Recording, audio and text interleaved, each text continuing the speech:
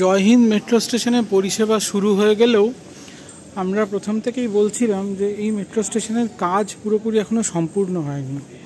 এই মেট্রো স্টেশনে যাত্রীদের পরিষেবার জন্য শুধুমাত্র বিমানবন্দরের টার্মিনাল ঘেঁষে 1 নম্বর গেট, ট্যাক্সি স্ট্যান্ড লাগোয়া 2 নম্বর গেট এবং তার পাশাপাশি কলকাতা মেট্রো রেলের যে বিমানবন্দর স্থিত অফিস আছে সেই অফিসে পৌঁছানোর জন্য যে 3 নম্বর গেট, এই 3টি গেট মূলত আপাতত কাজ করছে।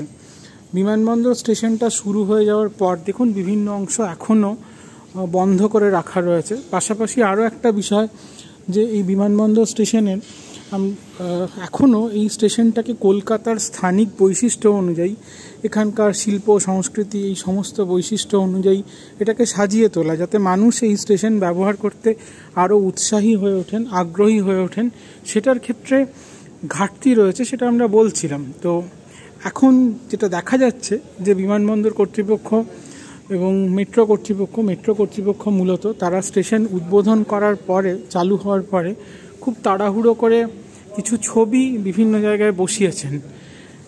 সেই ছবিগুলো দেখা যাচ্ছে, আপনাদের দেখানোর চেষ্টা করি। হাওড়া ব্রিজের ছবি রয়েছে, লঞ্চের ছবি রয়েছে, এখানে যেমন দেখা যাচ্ছে হাওড়া ব্রিজের ছবি। খুব বেশি যাত্রী এখনও এই স্টেশন ব্যবহার করছেন না, বিমানবন্দরের কর্মীরা আসা যাওয়া করছেন। কিছু কিছু যাত্রী তাদেরকে দেখা যাচ্ছে যে তারা এই স্টেশন ব্যবহার করছেন, ফলে আমরা এখানে দেখছি কিছু যাত্রী এসেছেন। আপনাদের আরও একটু দেখাবো যে বিমানবন্দর স্টেশনের এই যে সাবওয়ে, ওয়াকালেটার ধরে যাচ্ছেন অনেকে বিমানবন্দরের কর্মীরা, তারা গ্রাউন্ড স্টাফ, তারা এদিক দিয়ে যাতায়াত করছেন। পাশাপাশি এই সাবওয়ে আমরা আরেকটু এগিয়ে যাওয়ার চেষ্টা করি, যেখানটা স্টেশনের প্রবেশ পথ রয়েছে সেখানে। এখানে একটা বিভিন্ন ছবির, সত্যজিৎ রায়ের ছবি এবং শ্যামবাজার 5 মাথার মোড়ের ছবি দেওয়া হয়েছে। এই ছবিগুলো খুবই এলোমেলোভাবে তোলা এবং ছবিগুলো দেখে মনে হয় যে বহু ক্ষেত্রে সমাজ মাধ্যম বা সোশ্যাল মিডিয়া সাইটে বিভিন্ন জায়গায় পাওয়া ছবি, সেগুলোকে খুব তাড়াহুড়ো করে ডাউনলোড করে তার প্রিন্ট আউট করা হয়েছে। এখানে যেমন সত্যজিৎ রায়ের বিভিন্ন ছবি এবং তার সৃষ্টি এক জায়গায় একটা কোলাজে ধরে একটা ছবি তৈরি করে তা লাগানো হয়েছে। কলকাতার দুর্গাপুজো, তারও ছবি রয়েছে, দূরে আমরা দেখতে পাচ্ছি।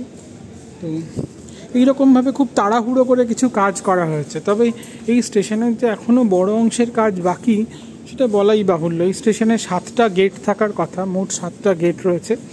3টি গেট এছাড়াও 4, 5, 6, 7 নম্বর গেট রয়েছে। এর মধ্যে 2.5 নম্বর গেটের দিকে একটি গেট রয়েছে। পাশাপাশি আপনার বিমানবন্দর যে পুলিশ স্টেশন তার গেট রয়েছে। সেই সমস্ত প্রবেশপথের কাজ এখনও বাকি রয়ে গেছে। এই বিমানবন্দর যে মেট্রো স্টেশন বা জয় হিন্দ মেট্রো স্টেশন, তাতে এখনও ফলস সিলিংয়ের কাজ করা হয়নি। উপরে যে বাতানুকূল যন্ত্রের যে ডাক্ট বা যা বসানো হয়েছে, সেগুলোকে কোনোভাবে মুড়ে, একরকমভাবে ফয়েল দিয়ে মুড়ে রাখার মতন সেগুলোকে রাখা রয়েছে। তবে এই স্টেশন নিশ্চিতভাবে যথেষ্ট প্রশস্ত, বড়, যাত্রীদের যাতায়াত করার পক্ষে এখানে অনেক স্বাচ্ছন্দ্য রয়েছে। ভবিষ্যতে আশা করা যায় নিশ্চিতভাবে এই স্টেশন থেকে যাত্রী বাড়বে। কলকাতা বিমানবন্দরে প্রতিদিন আমাদের অন্তর্দেশীয় উড়ানে প্রায় 52 থেকে 55,000 যাত্রী আসা যাওয়া করেন। 25 থেকে 26,000, কখনো কখনো সেই সংখ্যাটা 27 বা 30,000 পর্যন্ত পৌঁছায় উৎসবের মরশুমে, যাত্রীদের আসা যাওয়া বাড়লে। এবং আন্তর্জাতিক উড়ানের ক্ষেত্রে 3 থেকে 4,000 যাত্রী প্রতিদিন যাওয়া আসা করেন। ওই যাত্রীদের একটা অংশ নিশ্চিতভাবে আস্তে আস্তে এই স্টেশন ব্যবহার করবেন। এবং বিমানবন্দর নোয়াপাড়া পথ চালু হওয়ার ফলে এটাও আশা করা যায় যে এই পথের মধ্যে যশোর রোড স্টেশন লাগোয়া, বিশেষত ভিআইপি রোডের উপর যে বিভিন্ন এলাকা রয়েছে, বাগুইহাটি, নারায়ণপুর, চিনার পার্ক, এই সমস্ত অঞ্চলের মানুষ, তারা অনেকে ওই মেট্রো ব্যবহার করবেন, কারণ তাতে তাদের কলকাতার একেবারে শহরের কেন্দ্রস্থলে বা সেন্ট্রাল বিজনেস ডিস্ট্রিক্টে পৌঁছতে সুবিধা হবে। আশা করা যায় সময়ের সঙ্গে সঙ্গে এই মেট্রো পথ জনপ্রিয় হবে, আমরা আশা করতেই পারি। ধন্যবাদ।